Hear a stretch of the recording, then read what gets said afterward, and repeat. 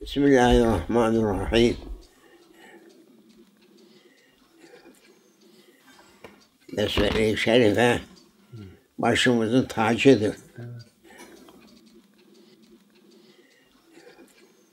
Besmele-i Şerife'yi zikirden kimse dünyada rezil olmaz, ahirette de hak divanında rezil olmaz. Besmele-i Şerife.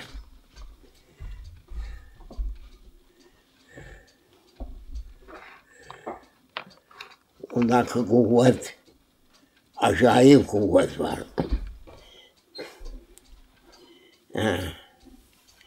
Onun için kafirlerin ilk hücum ettikleri Besmele'dir. Besmele-i Şerif'in sırrını işitirler ama içine giremiyorlar.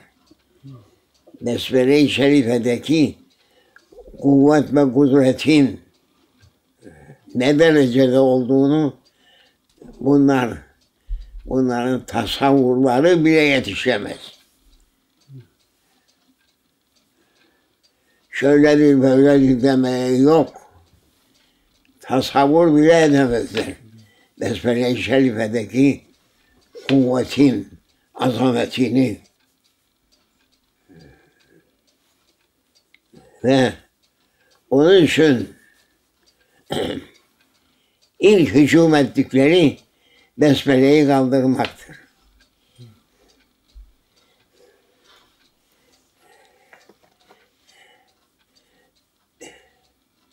Eski toplar vardı da topların şeyi vardı. Çektiği vakitinde top atılmazdı. Yani o olmasa top atılmaz. Şey var, onu alınca köpek atılmaz. Topların da atılmasının kuvveti ondadır. Böyle çeker, koy verdiğinde patlar. İşte onun tarifini yapıyoruz, ismini unuttum. Tarikatuna es-sohbe el-hayru fil cemiyye. Daima söyledi Şeyh Efendi Hazretleri onun. Tarikatımız bu Şah-ı Nakşibendi'nin şeyi, kelamıdır. Tarikatuna es-sohbe el-hayru fil cemiyye. Tarikatımız sohbetle yürür. Sohbet yaptın mı tohumu atarsın, sulamazsan, yahu rahmet üzerine düşmese çürür gider. Onun için tarikatımızın da aslı ve örülmesi sohbetlendir.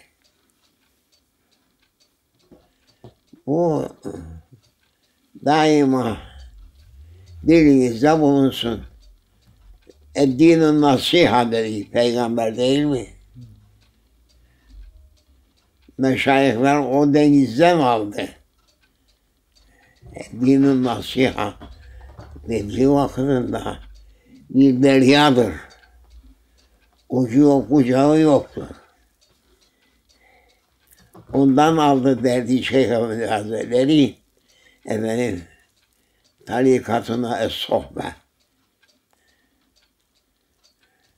Sohbetsiz tarikat olmaz. Yani boyuna evrat çektirmekten bir yere varılmaz.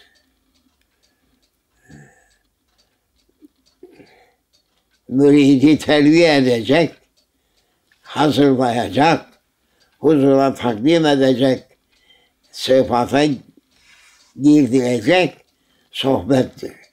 Din-i nasiha. Din nasihatı. Nasihat nedir? bir kimsenin iyiliğini istemektir.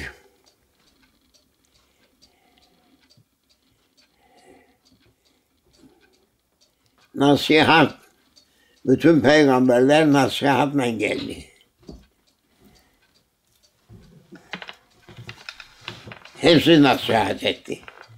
Nasihatı kabul eden etti, etmeyen yuvarlanıp gitti. Dini ayakta tutan nedir? Nasihattır.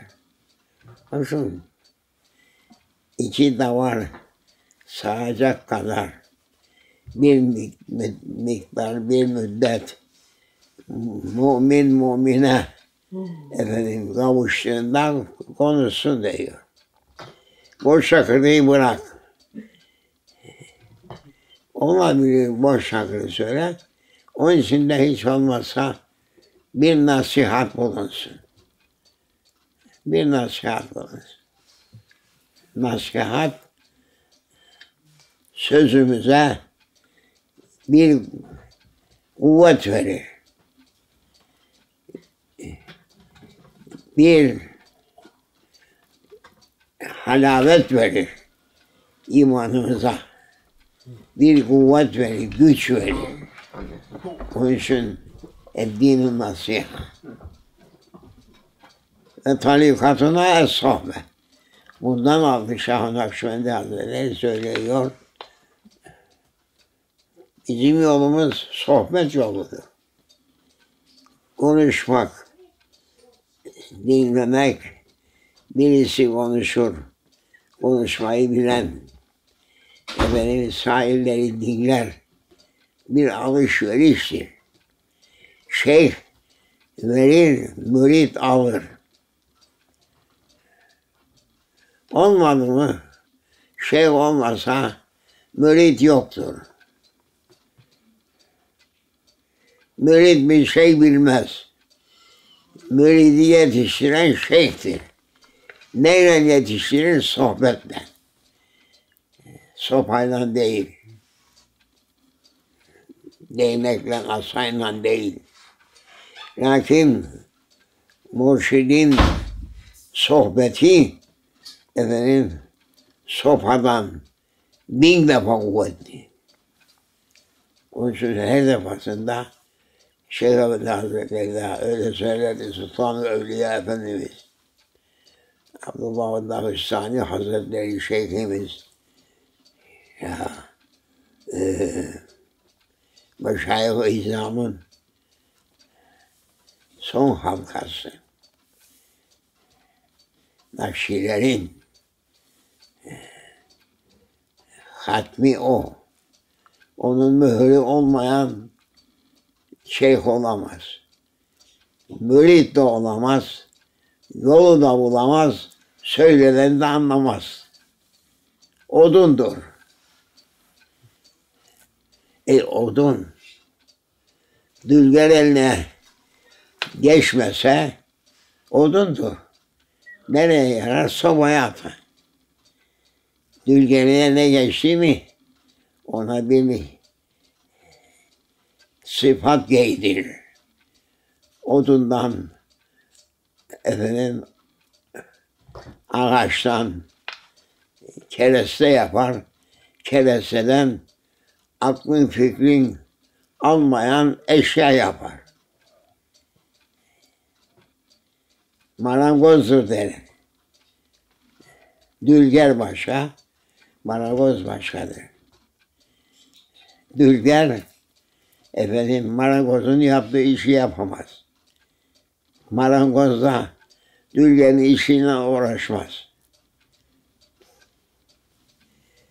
İşte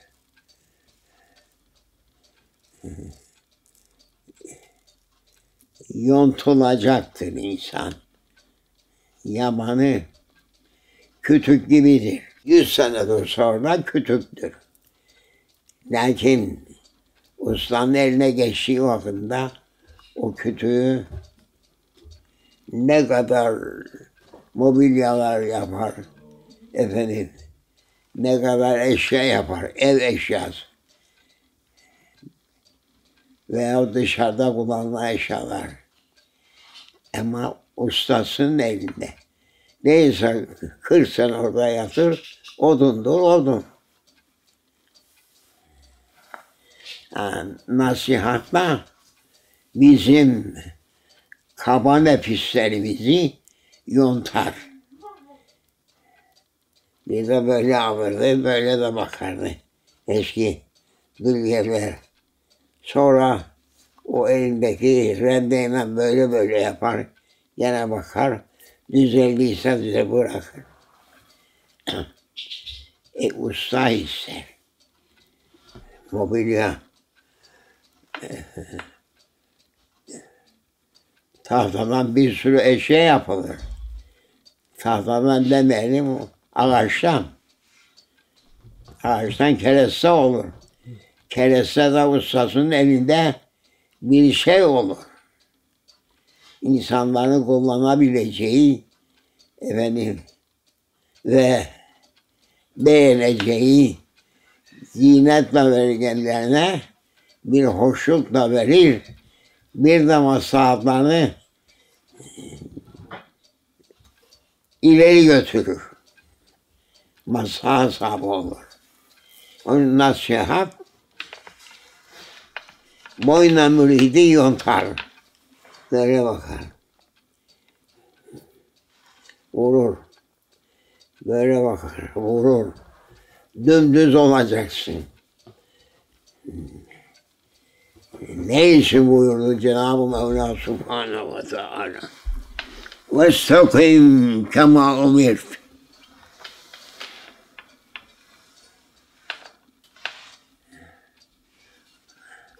Şeygebetli Sureti Hud dedi. Değil mi? Ezelinde var. Şeygebetli Sureti Hud. Ne için? Bu ayet-i kerimenin heybetinden ak lihye-i saadetinde ak tüyler göründü. Allah Allah. Ya Rabbi sen bilirsin. Ya Rabbi sen bilirsin. Ayşın. İki kişi otursa bir selam verse bir faydaya vücut verir. Ki iki tarafa da fayda olur. Boş şakırlı yok. Boş iş yok. Mala yani yoktur. İslam'da onun her şeyini kontrol altında tutan evliyalar ve onların sülûkuna tabi olan dervişler tarikat yoluyla tertibe sokar. Değilse odun odundur. Yatır orada. Gör böyle odun der. Sen ne konuşuyorsun? Sen nesin? Ben de burada yatıyorum. Kütük. Sen kütüksün. Kralın sarayındaki mobilyalar da bendendir. Mobilyalara sor neler çektiler. Kralın sarayına girmek için.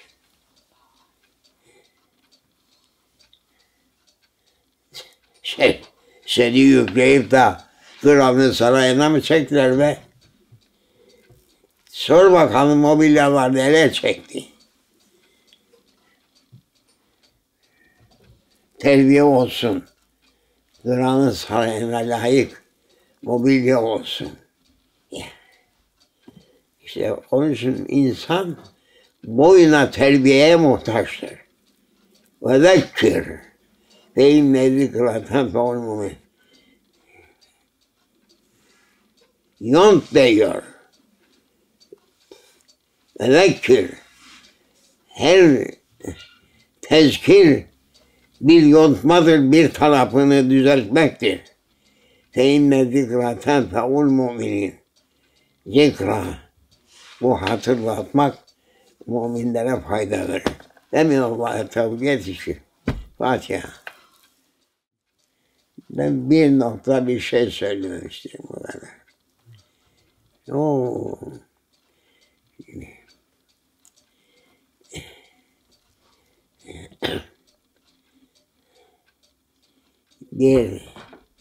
Bir mürekkep şişesi yazdığı başka, daha büyük mürekkebin yazdığı başka, bir testi mürekkebin yazdığı başka, bir küpün yazdığı başka, bir gölün yazdığı başka, bir denizin yazdıkları başka, bir okyanusun,